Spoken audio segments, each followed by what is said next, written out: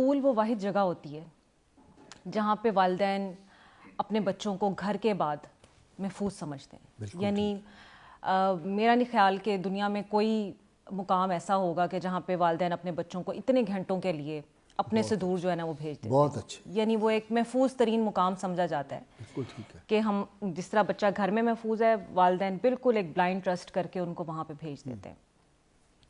تو یہ جو اٹیک تھا یہ صرف ایک اسکول پہ اٹیک نہیں تھا، بلکہ ہماری قوم کی ہوپس پہ بھی اٹیک تھا، انوسینس پہ بھی اٹیک تھا.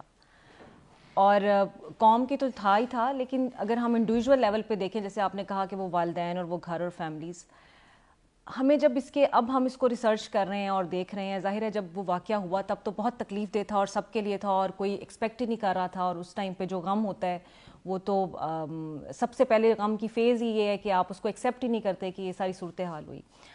اب جب ہم دیکھتے ہیں تو ہمارے سامنے دو طرح کی چیزیں نظر آتی ہیں. ایک وہ والدین، ایک وہ فیملیز جو اس سے نیگیٹیولی امپیکٹ ہوئے اور وہ سروائیو نہیں کر سکے.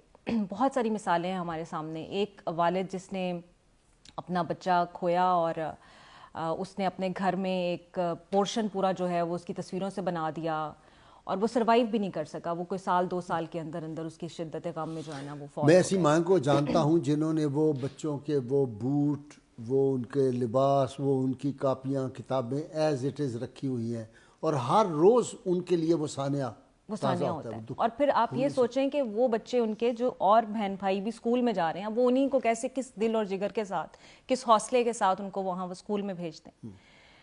پھر ایسی فیملیز بھی ہیں جنہوں نے شاید اپنے ایک اولاد کو کھویا، اکیلا بچہ تھا. کچھ ایسی فیملیز جنہوں نے 2 بچے اپنے جو ہیں وہ کھو دیے. اور پھر اس سے بڑھ کے کچھ وہاں پہ ایسے ٹیچرز تھے جو وہاں پڑھا بھی رہے تھے اور ان کے اپنے بچے بھی وہاں پہ جا رہے تھے. انہوں نے اپنے سامنے ان بچوں کو بھی کھویا اور ان کی ہمت ہے کہ وہ آج بھی ان سکولز میں پڑھا رہے ہیں. وہاں پہ وہ جاتی ہیں، پڑھاتی ہیں اور وہ ساری چیزوں کو فیس کر رہے ہیں. کچھ والدین نے ہمارے سامنے بہت ہی ریزیلینس شو کی اور انہوں نے بہت حوصلہ دکھایا.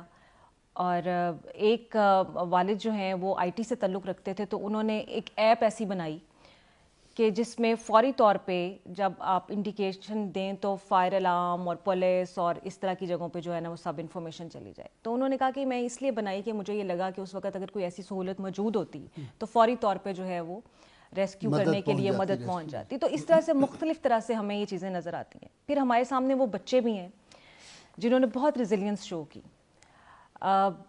ایک بچہ جس کو 8 گولیاں لگیں، وہ بچہ اس ٹائم UK میں جو ہے وہ تعلیم بھی حاصل کر رہا ہے اور اس کی سرجریز بھی جا رہی ہیں اور بہت سارے اس کے جو ہے ہمیں حوصلہ اور مثال ملتی ہے اور میرا خیال ہے وہ دنیا میں ایک مثال کی طرح موجود ہے.